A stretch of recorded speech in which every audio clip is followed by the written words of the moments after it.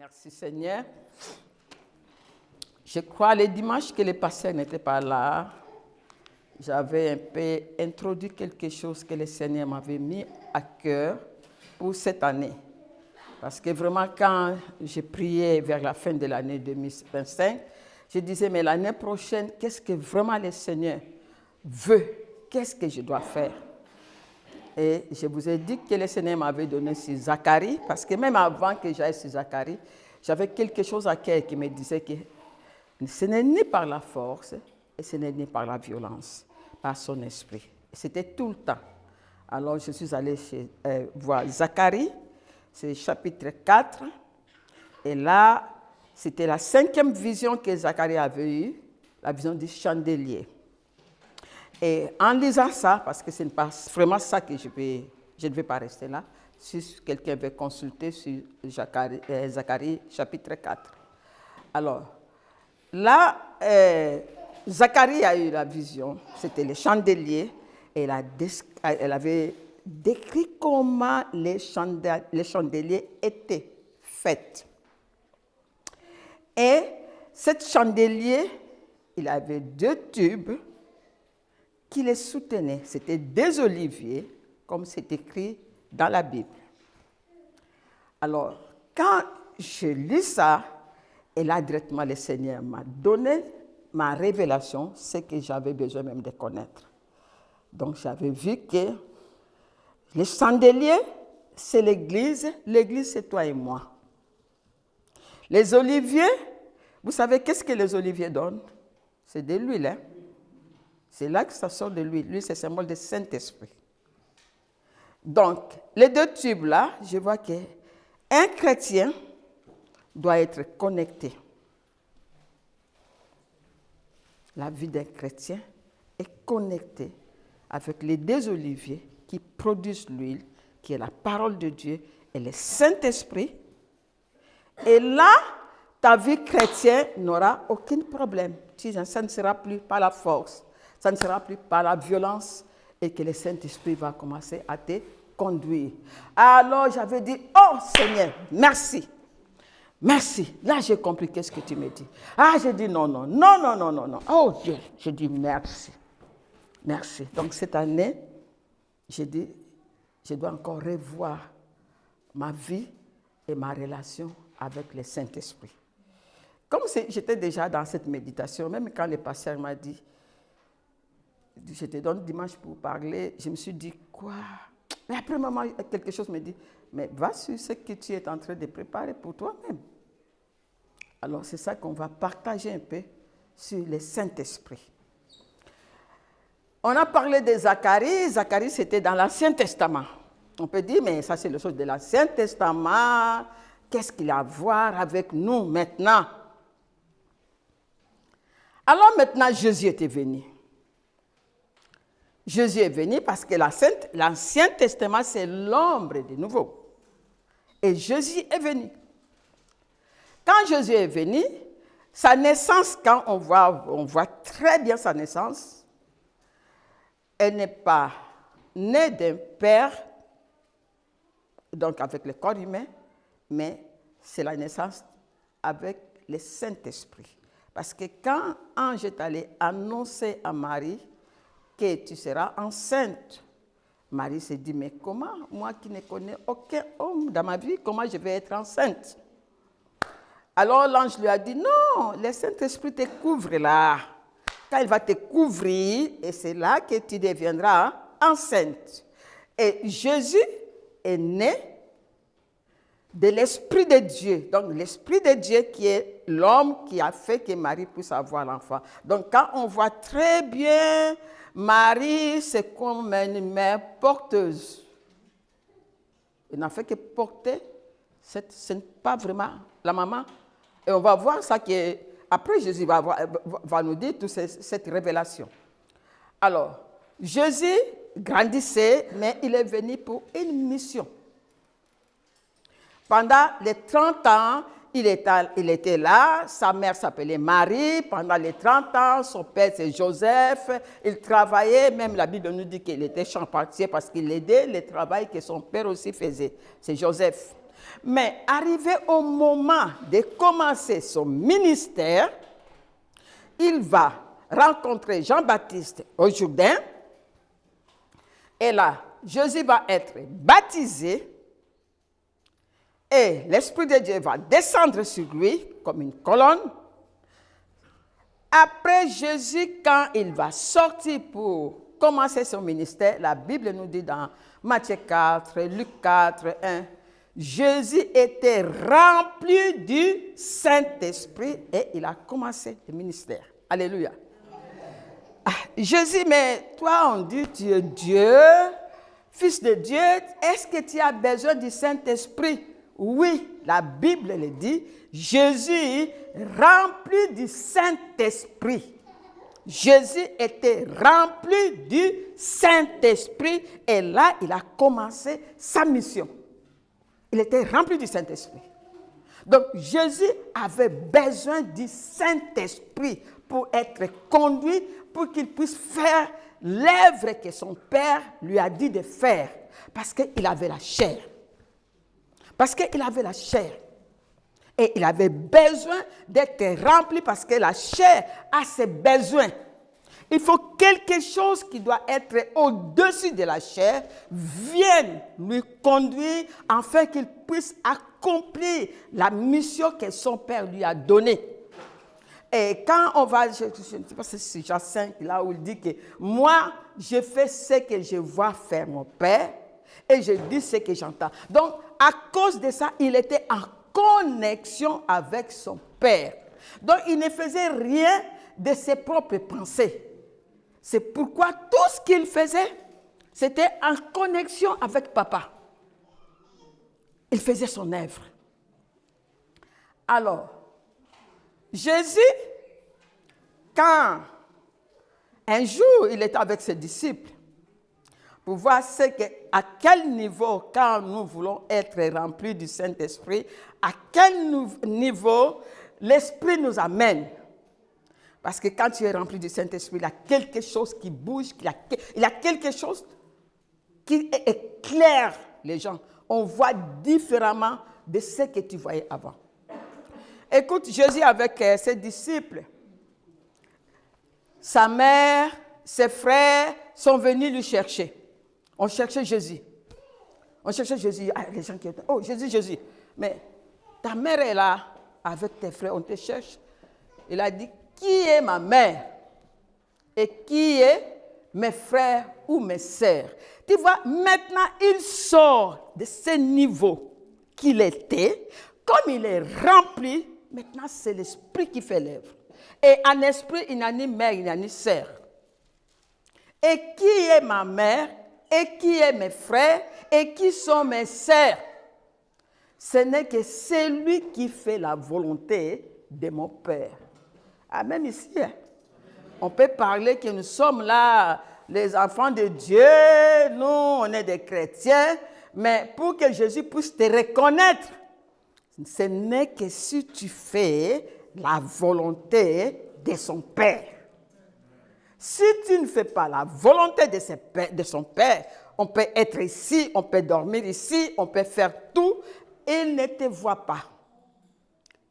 Tu n'es pas dans la liste. Tu n'es pas dans la liste. Notre sœur, Maman Béa, nous a dit, et quand je lis dans Jean, là, Jésus a dit, je ne te connais pas. Ah, je ne te connais pas. Ah, c'est ça, Béa. C'est vrai même. Il a dit, je ne te connais pas, mais j'allais à l'église. Non, je ne te connais pas. Ce n'est pas parce que tu viens à l'église que je te connais. Pour te connaître, il y a des conditions qu'on doit remplir. Il y a des conditions qu'on doit remplir. Et nous, en tant que chrétiens, nous devons savoir aussi, nous avons les pieds ici, mais nous n'appartenons pas à ce monde, ne nous appartient pas. Nous, on vit un autre monde. Bien qu'on est ici sur la terre, c'est Jésus qui va, dans sa prière de Jean 17, il a dit. Donc, quand on est là, il veut nous amener dans une autre dimension. Il voyait les choses dans une autre dimension. Alors, maintenant, il est arrivé au moment que Jésus doit partir. À la croix, on va voir encore Jésus, comment il appelle sa maman. Il était à la croix. Après, il regarde comme ça, il a vu sa mère. Il a vu encore l'autre disciple, les gens qui étaient là. Il dit, femme, oh, ce n'est pas ta maman? Non, femme, voici ton fils. Fils, voici ta mère. Toi, fils, voici ta mère. Lui qui est sorti du ventre de Marie, il a dit, femme, Jésus n'était pas encore ressuscité pour que l'Esprit vienne. Il a dit, ta mère. Mais lui, comme il était dans un autre niveau, parce qu'il était déjà rempli du Saint-Esprit, il ne voyait plus sa maman. Il voyait une femme. Des fois, quand on est rempli, notre langage, ça change. Parce que quand on voit des choses différemment des autres, qui sont encore des chrétiens, mais sont encore dans des niveaux un peu bas. Ça, c'est vrai. C'est la vérité. Alors, qu'est-ce que Jésus va faire maintenant? Parce qu'il savait que, bon, c'est le moment où moi je vais quitter le monde, je vais partir. Quand on entre dans les livres de Jean, à partir de Jean 13, là, il avait déjà commencé à communiquer son départ, ses adieux, et les disciples étaient tellement tristes d'écouter ça, mais on ne comprenait pas, surtout aussi, ils n'avaient pas l'esprit pour leur donner la révélation de tout ce que Jésus disait. Donc, c'était vraiment une tristesse pour les disciples. Mais arrivé dans Jean 14, déjà, verset 1, il veut conforter un peu ses disciples. Il a dit, que vos cœurs ne se troublent pas. Il ne faut pas vous troubler. Moi, je vais partir, mais c'est pour une but. Je vais aller vous préparer une place. Mon départ là, ce n'est pas en vain. Ne sois pas triste. Je vais aller préparer une place. Et dans le verset 16, il dit que je prierai le Père. Je vais prier mon Père afin qu'il puisse vous envoyer les consolateurs. Et ce consolateur, c'est celui-là qui va demeurer avec vous éternellement. Et dans le verset 17, il dit quelque chose qui me touche aussi un peu. Il a dit que l'Esprit, le verset 17, Jean 14, 16, 17. Je ne l'ai pas mis sur mon papier.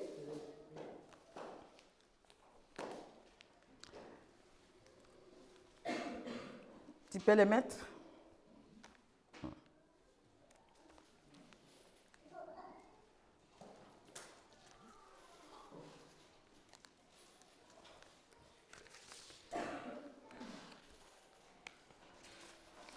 Amen. Et le verset 17, il a dit, c'est l'esprit de vérité que le monde ne peut recevoir parce qu'il ne le voit point et ne le connaît point. Mais vous, là maintenant il dit, mais vous les connaissez. Vous les connaissez car il demeure avec vous et il sera avec vous. Jésus, c'était compliqué, mais les disciples vont dire, mais tu dis tu vas nous envoyer le Saint-Esprit. Maintenant tu dis encore que nous on les connaît. Mais on les connaît où? On l'a vu où? Comment on les connaît? Ah, parce qu'il demeure avec vous. Ah, donc c'est toi-même qui va revenir. Donc c'est toi qui vas revenir. Cela veut dire que celui qui était revenu, c'est lui-même Jésus, le Christ. On comprend? C'est lui-même le Christ. C'est lui-même Dieu. Si Jésus est Dieu, le Saint-Esprit est Dieu, donc il va revenir. Vous les connaissez. Parce qu'il demeure en vous et il sera avec vous. Amen. Amen. Ah, c'était vraiment une parole un peu pour consoler aussi les disciples. Ah, mais pourquoi il va venir? Faire quoi? Est-ce que nous, on a besoin de lui? Il va venir faire quoi? Mais c'est lui qui va vous conduire dans toute la vérité. Lui, là, il doit venir. Parce que c'est lui qui va vous conduire dans toute la vérité. Jean 14, 26, si on va là-bas, mais on ne va pas là-bas, on ne va pas là-bas. 26. Elle dit ça aussi dans Jean 16, verset 13. Et dans Jean 16, on va dans Jean 16, verset 13.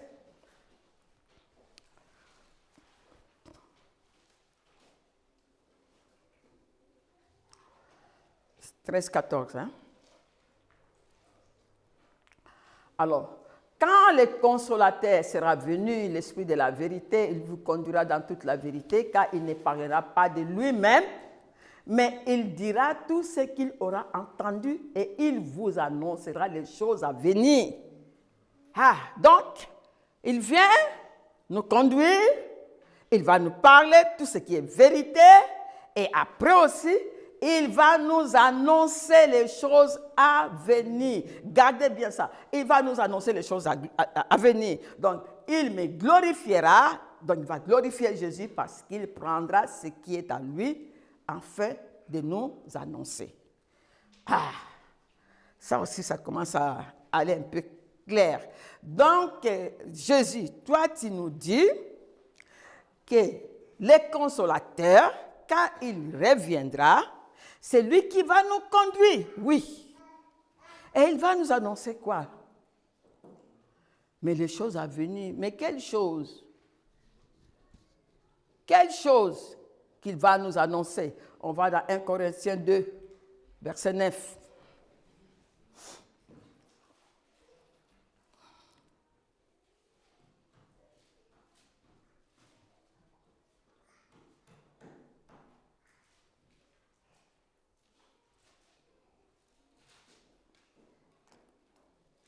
Neuf à 10, je crois.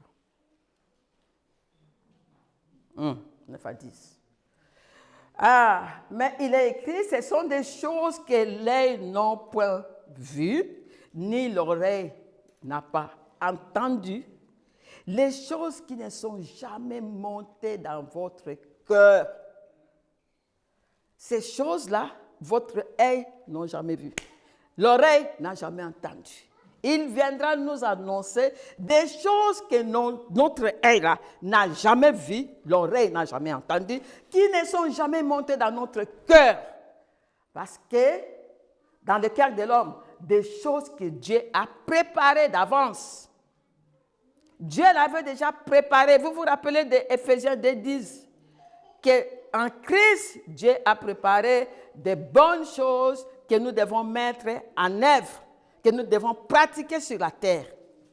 Éphésiens 2:10 nous dit ça. Donc, il y a des choses que Dieu a préparées d'avance et que ces choses-là, nous devons maintenant les mettre en pratique. Et mais ces choses-là, la seule personne qui peut nous communiquer, c'est le Saint-Esprit, parce qu'il est le seul qui sonde le cœur de Dieu, qui connaît les profondeurs du cœur de Dieu. Amen.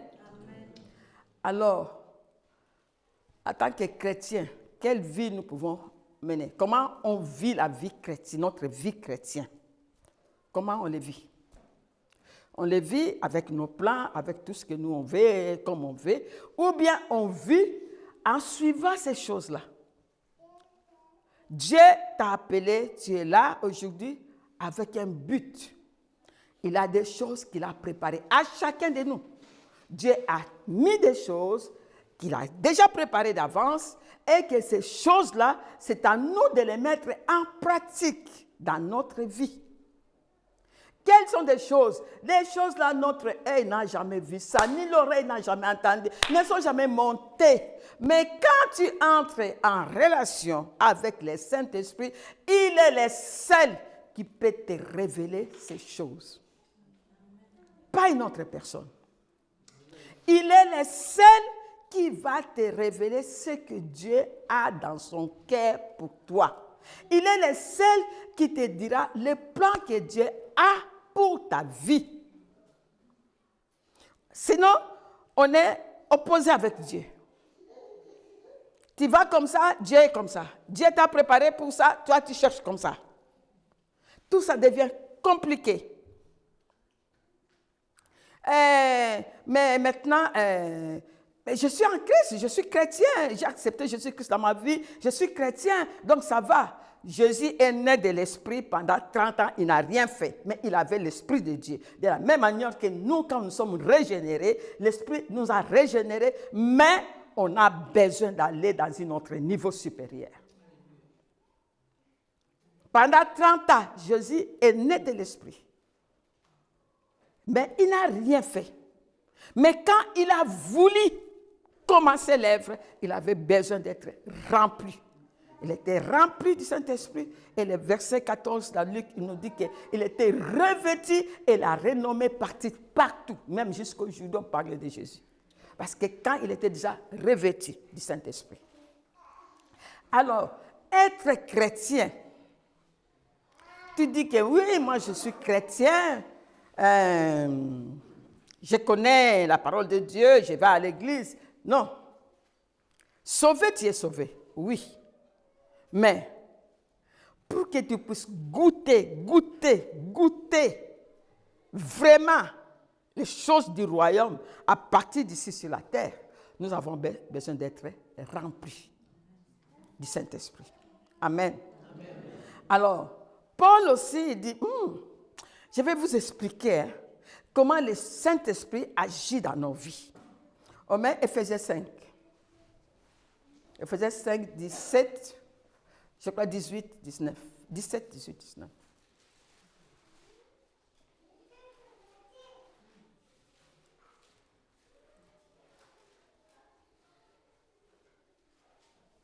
Amen. Là, la Bible nous dit, c'est pourquoi ne soyez pas inconsidérés. Ma sœur, mon frère, ne soyez pas inconsidérés, ne soyez pas sans intelligence. Il y a quelque chose que tu dois comprendre. Il faut chercher à comprendre quelle est la volonté du Seigneur pour ta vie. Quand tu es là, tu dis, ah, ma vie, je ne vois pas clair, je ne sais pas comment. Non. Ne pense pas comme ça. Ne soyez pas inconsidéré. Mais il y a quelque chose que tu dois chercher dans ta vie. Chercher à comprendre quelle est la volonté de Dieu pour ma vie.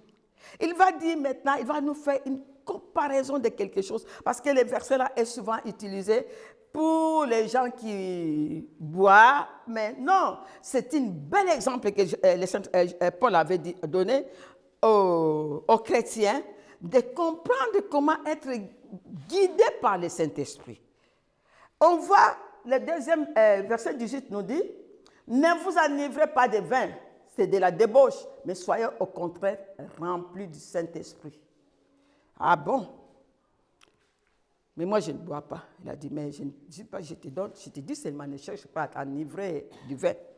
Mais je veux que tu sois rempli du Saint-Esprit. Parce que si quelqu'un est ivre, parce qu'il a bu du vin, et il devient ivre, est-ce que cette personne, il peut prendre le contrôle de sa propre vie? Il prend le contrôle de sa propre vie. Qu'est-ce qui le conduit? Il y a une substance qui commence à conduire. Je peux venir, hé, petit, comment ça va? Ça va? Et toi, qu'est-ce que tu fais? Je t'aime. Il fait comme ça, il va dire tout, mais ce n'est pas lui. Il y a une substance qui est en train de conduire. C'est ça qui lui fait parler. Tu vois? Il a dit, si quelqu'un boit de l'alcool, parce que c'est l'alcool, cette substance-là, et l'alcool peut diriger sa vie, vous alors, soyez remplis du Saint-Esprit pour que lui aussi, il dirige votre vie. Quand vous êtes remplis du Saint-Esprit, de la même manière que l'alcool peut diriger quelqu'un, vous serez aussi dirigé de la même manière. Amen. Donc, si vraiment je vais entrer dans une étape un peu supérieure pour que je commence à vivre les choses supérieures, donc les choses surnaturelles, alors il faut que je sois rempli du Saint-Esprit. Il faut que je sois rempli du Saint-Esprit. Sinon, ça sera rien. On est des chrétiens, mais on vit une vie... Des fois, même la vie chrétienne, là, ça devient difficile. Il y a ça. Tout. Parce que c'est comme une voiture, il n'y a pas de graisse, on s'efforce, tu t'efforces pour faire quelque chose. Tu vois, c'est comme dans Zacharie. Si tu te connectes avec le Saint-Esprit, ça ne sera plus ni par la force, ni par la violence, c'est par son esprit que je suis conduit. On comprend? Et la vie spirituelle devient un peu facile. Être rempli du Saint-Esprit, c'est la chose que les chrétiens doivent chercher. Être rempli du Saint-Esprit. Bon. On va prier, moi je vais prier, je vais demander Dieu, remplis-moi du Saint-Esprit, Seigneur. Je veux que tu me remplis du Saint-Esprit, parce que j'ai compris, si je suis rempli du Saint-Esprit, si tu le fais seulement, remplis-moi. Dieu dit, mais c'est vraiment ça que je veux. Mais toi aussi, tu as une part à faire. Moi, oui, je vais te remplir. Mais toi-même, tu as une part à faire pour que tu sois rempli. Nous, on se précipite dans des prières. On prie. Parce que j'ai entendu, on dit, remplis, moi aussi j'entre, remplis-moi. Une fois, Jésus avait dit que, est-ce qu'on peut mettre du Matthieu 9,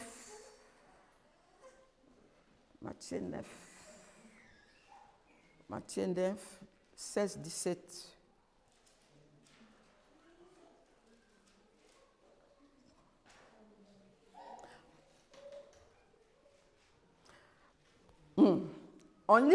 Là, on nous dit, personne ne met une pièce de drap neuf à un vieil habit, car elle emportera une partie de l'habit et la déchirure sera encore pire. Tu ne peux pas mélanger le vieil habit et le neuf pour coudre ensemble. C'est impossible. Il entre encore, il a dit, est-ce qu'on peut mettre, on ne peut pas non plus mettre du vin nouveau dans des vieilles outres. Autrement, ça c'est rompre. Mais Jésus dit, moi, j'ai envie de te remplir. Le vin là, ça représente la personne du Saint-Esprit, l'onction. Mais je vais te remplir, mais dedans là, il y a des vieilles outres qui sont là, dedans. Donc ça ne peut pas se mélanger. Donc il faut commencer à te dépouiller de ton vieil homme, de ton caractère que tu as, dans ta façon de manière de parler, toutes ces choses-là anciennes en toi. Si ça ne sort pas, mes sœurs, mes frères, on va prier, on va jeûner, tu ne seras pas rempli. Il n'y a pas de miracle, tu ne seras pas rempli. Pour que tu sois rempli, il faut te dépouiller du vieil homme. Sans le dépouillement du vieil homme en nous, le Saint-Esprit n'a pas de place. Il est venu en toi le jour que tu as été régénéré. Oui, quand tu as fait ta prière de le recevoir, il est là. Mais tout le temps, il n'arrive pas à bouger. Le Saint-Esprit dans ta vie, il est là comme quelqu'un qui est en prison, il ne peut rien faire. Parce que tes désirs, tes envies, tout ça, ça domine. Lui, il n'a pas de place, il ne peut rien. Même quand il parle, tu n'écoutes pas sa voix. Parce que la voix de la chair, ça domine. Les envies, ça domine. Toutes ces choses-là dominent ta vie. Et tu ne sais même pas comment. Il parle. Ne fais pas. Attention. Tout ça, tu n'écoutes rien. Parce qu'il y a la colère. Il y a la haine, il y a la jalousie, il y a les envies, il y a tout à nous. Et il ne peut pas nous remplir. Même la lumière là qu'il a portée envers nous, parce que les chrétiens, nous sommes la lumière du monde. Cette lumière doit briller parce que nous avons un sceau que le Saint-Esprit nous met, mais ça ne brille pas. Et le monde des ténèbres, on voit ça. On sait que tu es chrétien, mais tu es niveau bas. On sait ça. À travers ta lumière qui ne brille pas, il comprend ton niveau spirituel à travers de ta lumière qui ne brille pas. C'est vrai. Hein? Ça, c'est vrai. Quand ils veulent entrer pour t'attaquer, ils t'attaquent très bien. Hein? C'est comme on disait hier. Quand il vient, il voit que ta lumière est à ce niveau-là, il va aller chercher encore un autre groupe. Il dit là, il faut m'aider. Viens m'aider pour qu'on attaque. Et si toi, à ce niveau-là, tu penses que c'est assez. Non, parce que nous, tous les jours, on a besoin d'être remplis. Tous les jours, on a besoin du Seigneur. Tous les jours, on a besoin du Saint-Esprit. Tous les jours, on dit, Seigneur, viens me remplir. Remplis encore, encore, encore. Et quand tu vois les attaques, tu dis, non, moi aussi, je vais aller chercher mes groupes. Tu cherches d'autres frères et sœurs. Viens, j'ai cette situation, on va prier. On va prendre de l'autorité. Si elle cherche, nous aussi, on peut chercher. Mais les remplissages, c'est tout le temps. Il faut que cette fleuve d'eau coule en toi tout le temps. Ça doit couler dans notre vie. Parce que si je veux être rempli du Saint-Esprit, je dois avoir aussi la conscience de la présence de Dieu à moi. À tout moment. J'ai la conscience que comme je suis là, Dieu est à moi, Dieu habite en moi. Je dois avoir cette conscience parce que c'est cette conscience-là qui va m'empêcher à faire du mal. Je vais faire du mal, je dis, il est là. Il me voit. Il sait tout. Il comprend tout. Tu laisses. Tu ne vas plus. Tu ne vas plus faire. Avoir la conscience de Dieu en toi, vraiment, mais c'est si tu marches à tout le temps, tu sais que Dieu est là. Vous avez entendu le témoignage de notre sœur qui est allé faire ses examens-là. À un moment, il était troublé. À un moment, il a repris. Mais Dieu, tu es où? Il a dit, je suis là. Quand on me cherche, je me manifeste. Je me manifeste. Il est là.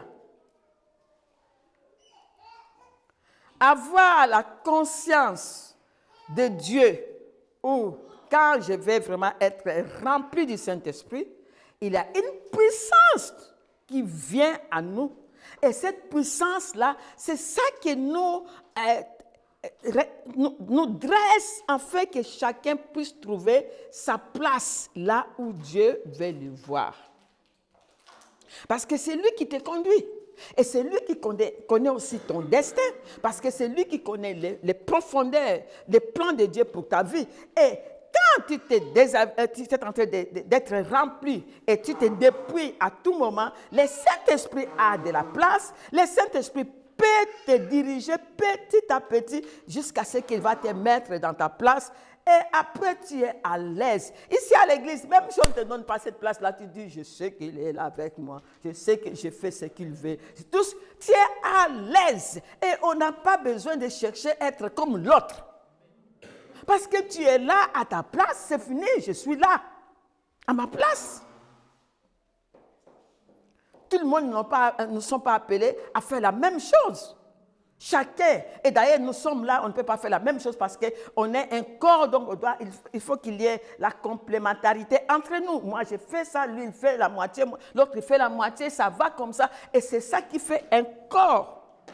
Donc on ne peut pas faire la même chose. Tout ne peut pas être les cheveux, tout ne peut pas être les yeux, tout ne peut pas être le nez. Donc il a nez, il a cheveux, il a des petites choses aussi. Mais c'est important. Là, maintenant, si je vais aller dans une fête, je commence, mes ongles là, je dois aller. C'était là, tu n'as pas fait attention. Mais à un moment, non. Je vais, les ongles, je dois faire. Parce que tu sais que c'est le moment que lui doit se présenter aussi. Tu vois? Donc, c'est comme ça. C'est comme ça. Vraiment, mais c'est... Moi-même, je suis en train de faire, comment je peux dire, de revoir ma vie. Je vous partage, parce que le Seigneur, s'il a dit ça pour moi, merci. Mais s'il m'a dit, pour que aussi je puisse partager, c'est ça que je partage avec vous. Ce n'est pas parce que je parle que je suis je ne sais pas quel niveau. La vérité, c'est la vérité. La vérité, c'est la vérité. Je dis ça pour que vous et moi, nous tous, nous pouvons entamer les mêmes chemins. Parce que sans cela, on n'est pas des chrétiens. On n'est pas chrétien parce qu'on vient à l'église. Ce n'est pas ça qui te fait chrétien. On est chrétien quand on est... Même la Bible dit, c'est Romains, je crois, 8, je ne sais pas c'est quel verset. Les enfants de Dieu, les fils de Dieu sont conduits par l'Esprit de Dieu. Si tu es un enfant de Dieu, donc tu dois être conduit par l'Esprit de Dieu. Donc si je ne suis pas conduit par l'Esprit de Dieu, je ne suis pas enfant de Dieu. La vérité, c'est ça. On ne peut pas fuir cette vérité. C'est ça qui est la vérité. Alors, vraiment, c'est une question que chacun de nous doit penser, doit réfléchir. Hein? Comment est-ce qu'il mène sa vie avec Dieu? Heureusement, Dieu est amour. Ah, Seigneur notre Dieu. Il est amour. À n'importe quel moment, que tu vois même que non. On dirait, je suis l'un des Saint-Esprit. Tu te répands et tu viens te réconcilier avec Dieu. Et laisse-toi être rempli du Saint-Esprit.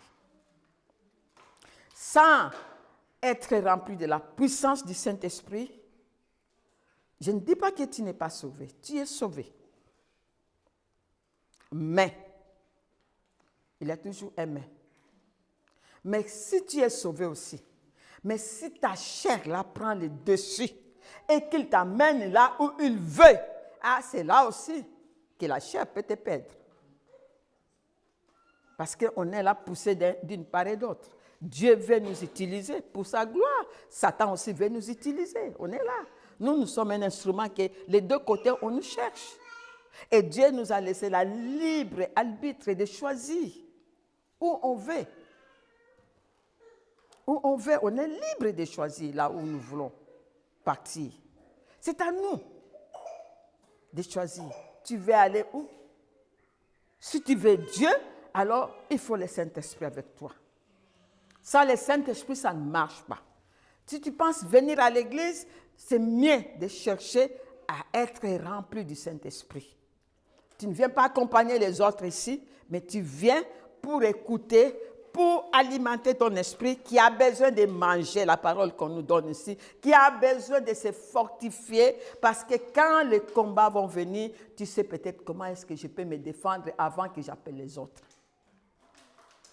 Mais si on n'est pas rempli du Saint-Esprit, on peut subir tous les dégâts. On ne peut pas être 50% avec et la chair 50%. Et être rempli du Saint-Esprit aussi des fois, ça peut casser quelques relations que nous avons avec les gens. Ça, il faut s'attendre à ça. Parce que quand tu es rempli du Saint-Esprit, comme ta langage, tes yeux, parce que quand on commence à être rempli du Saint-Esprit, on a une autre perspective, on voit les choses d'une autre manière. Alors si tu avais des amis qui voyaient les choses d'une autre manière, un peu plus bas, quand tu parles, il exagère, hein? Ah, tout le temps, hein? Mais ces paroles-là, ça peut te ramener encore en bas. Mais tu dis non, il faut continuer, n'écoute pas. Parce que si ces gens-là qui te disent que tu exagères, tu donnes ton oreille à écouter ces choses-là, et les choses que Dieu a préparées d'avance pour toi, tu ne vas pas les vivre. Tu ne vas pas les vivre. Tu ne vas pas les vivre. Tu ne vas pas les vivre. J'avais un petit témoignage à donner. Quand j'étais en Afrique, parce que j'ai parlé du Saint-Esprit, comme on l'appelle les consolateurs, notre défenseur, notre avocat, et qu'il est notre paraclétos, donc un ami qui est avec nous. Le Saint-Esprit n'est pas une force, le Saint-Esprit n'est pas une influence, le Saint-Esprit c'est une personne qui est en toi. Je ne pouvais même pas expliquer avec mes petits-enfants qui me demandaient, mais il est où tout ça? J'ai dit, il est là. Mais le problème qui est là, je vais vous dire une chose. Le Saint-Esprit n'a pas le corps, mais il est ici. Mais lui n'a pas de corps comme nous, on a le corps. Parce que nous aussi, on peut sortir de notre corps et on peut rester avec le Saint-Esprit ensemble. Mais on sort de notre corps comment? Je dis oui, on sort de ça, c'est une enveloppe. Toi, tu es esprit et le Saint-Esprit est esprit. Donc, le Saint-Esprit, c'est une personne qui vit avec toi. Tu ne le vois pas parce qu'il n'a pas de corps, mais il est réellement avec toi, il vit avec toi. Moi, quand je me suis convertie, j'avais tellement des ailes, mais à un moment, un frère est venu me donner un papier chez moi, à la maison. Il avait un dessin. Non, à l'église. Il m'a donné ça à l'église. Parce que ses frères n'ont jamais été chez moi. Un papier désigné, tout ça. Il a dit, ça, c'est pour aller dans ta maison. Ce n'est pas comme ça, comme ça. Je l'ai regardé. Il dit, oui. Et quoi? Ah, mais le Seigneur m'a montré ta maison. Mais j'ai vu une foule de gens qui entraient. J'ai vu encore une foule de gens qui sortaient. Oh. Et après? Ah, c'est ça que j'ai vu. Comme les frères qui dirigeaient l'intercession habitaient chez moi aussi, je vais lui demander, regarde ce qu'on m'a donné, c'est quoi? Et là, c'était la réflexion, est-ce que ça peut être quoi? Après, c'était comme ça. On a laissé, qu'est-ce que Dieu veut? La foule qui vient, la foule qui sort. Après, j'avais me quitté, je n'étais plus dans cette église-là. Et j'avais 4 frères chez moi à la maison. Une fois revenu des voyages, et les frères m'ont dit, maman, notre père spirituel est ici. Comme tu viens, on va lui dire, comme ça tu vas le connaître. J'ai dit, bon, il peut venir me voir. Et il est venu du Congo, il est venu me voir, on a parlé.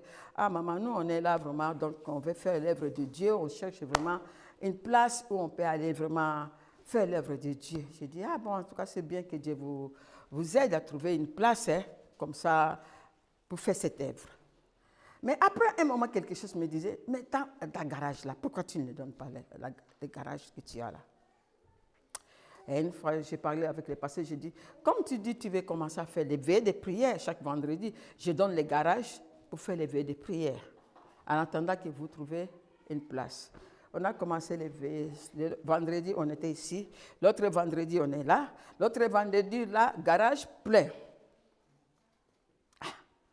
Chaque vendredi, il y a des gens qui viennent, Le nombre ne fait qu'augmenter. Même le temps d'aller chercher l'endroit, on n'a pas eu. Après, j'ai dit, bon, je donne les parcelles aussi. Je vous donne les parcelles, faites l'église. On a acheté, on a préparé tout, on a commencé le culte. Là, les gens venaient jusqu'à ce que mon portant, le dimanche, on enlève ça. On enlève les portants, on met de côté parce que les gens, ils étaient jusqu'à dehors. Et dans ma tête, quelque chose me vint. Ça, ce n'est pas ce que ce frère-là m'a dit des années. Ce n'est pas ça, là. Ah, bon. Sans mes enfants, personne. J'ai pris mon livret de la maison. J'ai appelé les pasteurs. J'ai dit, prends, je te donne la maison. Moi, je vais sortir. Parce que ce que je vois là, ça m'a ramené plus loin des années. J'avais une maison, une grande maison. J'avais même loué ça pour une clinique. Il y avait des annexes, tout ça. Ils ont fait les bureaux, ils ont arrangé tout. J'ai laissé la maison, je suis sortie. 3 mois après, et j'avais tout chez moi. L'eau dans ma cuisine, l'eau dans la salle de bain, l'eau. Les gens même venaient chez moi chercher de l'eau. Moi, je vais là où je dois acheter l'eau. Dieu sait. 3 mois après, je dors comme ça, va récupérer la maison. Je dis, démon. J'ai fait comme ça, j'ai fait, démon, sors. Je ne veux pas. Mais j'ai vu que c'était tout le temps. Alors, je vais chez ma fille était déjà mariée. Je vais lui parler, dire, maman, quand tu as pris la décision, tu ne nous as pas demandé. Nous, on était surpris de voir ce que tu as fait. Tu ne nous as pas demandé. Et tu as déjà donné, qu'est-ce que tu veux? Tu as donné. Et son mari aussi est venu, il a dit, maman, tu as donné, hein? Tu as donné, il faut laisser. Je donne tout le temps. Je vous dis, on dirait, je marche tout le temps. Va récupérer ta maison. Mais c'est quoi? Maman, ça devient comme un problème dans ma vie. Alors j'appelle la femme il y avait des pasteurs, on avait beaucoup de pasteurs comme à Dijon, hein, il y a des pasteurs, il y avait la femme d'un pasteur qu'on parlait très bien. Je lui dis, écoute, moi je vois que je dois faire une retirée de 2-3 jours. Je vais me retirer parce que voilà mon problème. Je dois consulter Dieu. J'ai vraiment un problème. Je lui ai expliqué. Moi je suis allée. Finalement quand je lui ai expliqué, elle aussi elle explique à son mari. Son mari va raconter tout au pasteur principal. Et moi, à ce moment-là, j'étais à la retraite où je suis allée consulter Dieu. Là aussi, j'arrive là, comme les gens vont là souvent faire des retraites. Il y avait aussi un homme de Dieu là, on s'est fait la connaissance. Après, j'ai commencé à lui dire, écoute, moi, j'ai une amie. Cette amie-là, elle avait donné sa maison. Elle avait donné sa maison pour l'église. Maintenant, elle commence à demander, elle dit que le Seigneur lui dit de récupérer la maison. Est-ce que tu vois ça, c'est juste? Je dis au pasteur. Le pasteur m'a dit, maman, ça peut être juste. Tu sais, des fois, il faut savoir là où tu dois s'aimer. Hein? C'était le premier jour que je suis arrivée. Elle a commencé à me parler de la sémence, il faut faire attention. J'ai dit, quand on a fini, j'ai dit, les hommes de Dieu ici, tu lui dis comme ça, elle va dire, la maman là, elle n'est pas folle, elle n'a pas bien pensé. Elle me dit ça, Est-ce que ça c'est la réponse que je viens recevoir ici ou bien quoi? À un moment, j'ai dit, je crois que Dieu m'a parlé à travers cet homme, hein? Voilà, moi-même, hein, avec mon problème, parce que je lui ai dit que c'est une amie, hein, ce n'est pas moi qui avais ces problèmes-là. À mon retour, les jours que je devais aller, parce que je n'étais plus là, je viens aller à l'église, on se rencontre avec le pasteur principal. Quand il m'a vu, j'ai dit, ça, pasteur, bonjour. Oui, bonjour. Écoute, maman, moi, je t'avais demandé les parcelles. Directement, il m'attaque. Hein. Moi, je t'avais demandé. Hein? Mais tu as ton livret, parce que quand je lui ai donné les livrets, lui, il m'a remis les livrets. Tu as ton livret, hein? Je ne t'ai pas pris les parcelles. Il m'a parlé d'une manière, j'ai eu honte, je vous dis honte. J'ai dit, mon Dieu, Jésus. À partir de là, je te dis, ma réputation, c'est fini. Et j'étais aussi connue dans des églises. Quand ils sont sortis de ma maison, et plus encore quand ils sont sortis, quand on demande, mais l'église de Victoire, il n'est plus là, maintenant c'est de l'autre côté. La maman là, elle avait donné, après il a récupéré encore. Oh là là là là là là. La maman là, il avait donné, il a récupéré encore. Il y avait une fois ma copine qui était dans le bus, quand ils sont passés devant ma maison, ils ont critiqué les chrétiens qui étaient là. Il est allé, il est revenu me voir. Mais qu'est-ce que toi tu as fait encore? Parce que quand les pasteurs est parti, je suis venue récupérer ma maison. Et quand elle est venue, elle m'a dit, mais qu'est-ce que tu as fait? J'ai dit, je ne sais pas. Je ne sais pas. Normalement, la paix dedans, j'avais. Mais la tête, avec tout ce qui s'est passé, même d'autres chrétiens ne venaient plus chez moi chercher de l'eau. Hein. La maman là, les gens sont pressés, hein, sont pressés de donner. Maintenant, je vais récupérer. Donc, même moi, j'avais honte de rencontrer des chrétiens. Et je n'allais pas à l'église, j'étais chez moi à la maison. Et ça a pris de moi, cette histoire-là. Ça a pris de moi. Un jour, parce que dans ma maison, j'avais 4 frères qui vivaient là, que j'avais donné un endroit. Et un dimanche comme ça, parmi les 4, il y a 2 frères qui sont venus, dès qu'ils ont terminé le culte. Dès qu'ils sont entrés, maman, je vais à l'église, hein? Vraiment, on a étonné, hein? Tu sais, le pasteur avait voyagé, hein? Et là, il est revenu, mais dès qu'on lui a donné seulement la parole, il a dit, toute l'église, allez, On va se lever. On va prier pour Maman Makaya. On va lui bénir. Si ce n'est pas cette maman-là, cette église n'existait pas. On va bénir Maman Makaya. On va prier pour Maman Makaya. J'ai dit, hein? J'ai dit, oui. Aujourd'hui, là, à l'église, c'était ça. Ah, bon. Et quand les deux autres sont venus, parce que les deux autres, ils étaient vraiment dans l'œuvre. Quand ils sont venus, ils disent, ah maman, le pasteur veut te voir demain à 15h. Faire quoi? Ah, va. J'ai dit, je ne veux pas. Avec tout ce qui s'est passé, tout ce qu'on dit de moi. Ils ont prié en bien ou en mal? En bien. Tu vas, j'ai dit, je ne veux pas. Là, je sors, je vais chez ma fille. Je trouve encore ma fille avec son mari. J'ai dit, voilà ce qui s'est passé hier. Et le pasteur veut me voir aujourd'hui. Mon Jean nous dit, maman, ne va pas. Ne va pas. Hein? Il a voulu jouer avec toi comme Brune était encore petit là. Comme tu n'as pas un grand garçon là.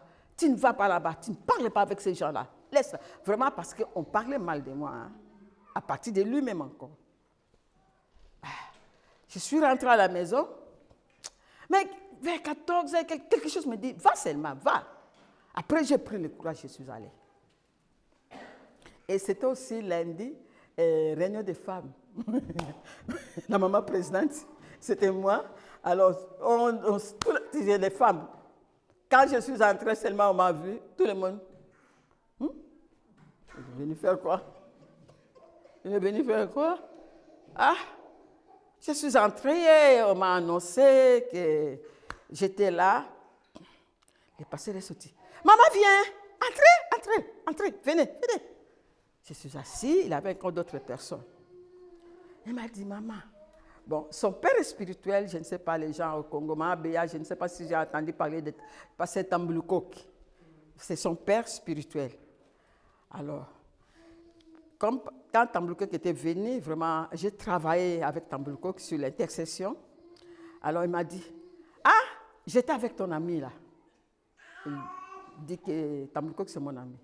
J'ai dit, quel ami? Ah, chez le papa là. J'étais avec le papa. Et tu sais ce que le papa m'a dit? Dès que je suis entrée chez lui, il m'a dit, toi, quand tu retournes en Angola, tu vas remettre la maison de la femme là. Cette maison ne t'appartient pas. Tu vas aller lui remettre sa maison. Et pourtant, ils n'étaient plus là-bas. Hein. Ils n'étaient plus là. Il lui a dit, quand tu rentres en Angola, va remettre la maison de la femme. Cette maison ne t'appartient pas. Ah, parce que Tambulukok, il est respecté au niveau du Congo. C'est un homme sérieux. Quand il m'a dit ça, je ne sais pas si je pouvais disparaître là. J'ai dit, impossible. L'Angola, tout entier, Dieu, tu l'as laissé. Tu es allé jusqu'au Congo pour aller me défendre.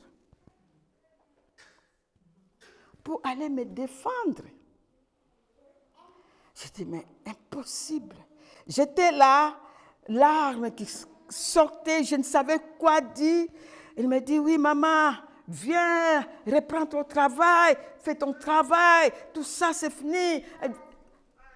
Mais même la nuit, en sortant de ce bureau pour aller chez moi, j'ai vu Dieu comme il était près de moi. J'ai dit, mais impossible. Dieu est allé me défendre au Congo. Il a laissé l'Angola pour aller me défendre au Congo. J'ai dit, mais impossible.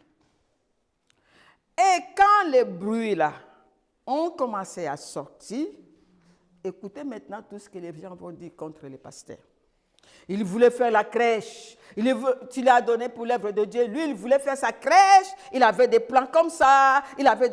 Tout maintenant, les choses sont tournées.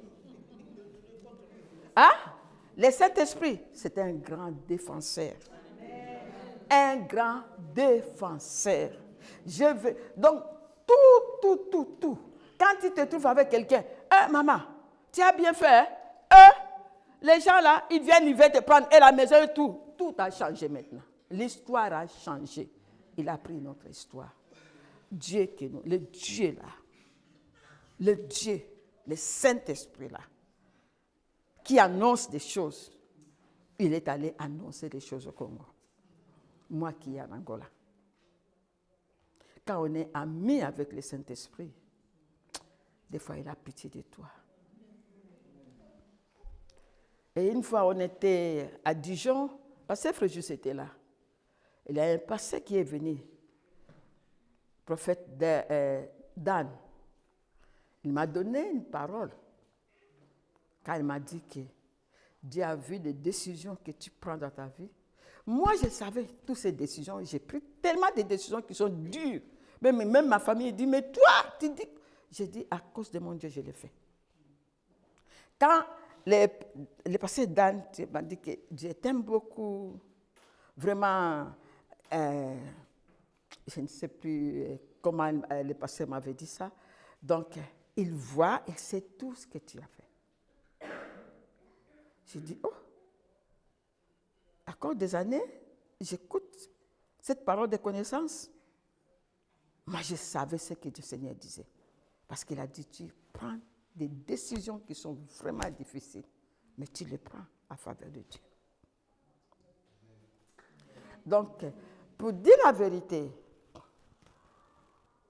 on ne peut pas tout faire à la fois, mais Dieu nous connaît. Quand ton cœur est disposé, tu le disposes parce que tu dis que je veux, des fois je n'arrive pas, tu cherches l'aide.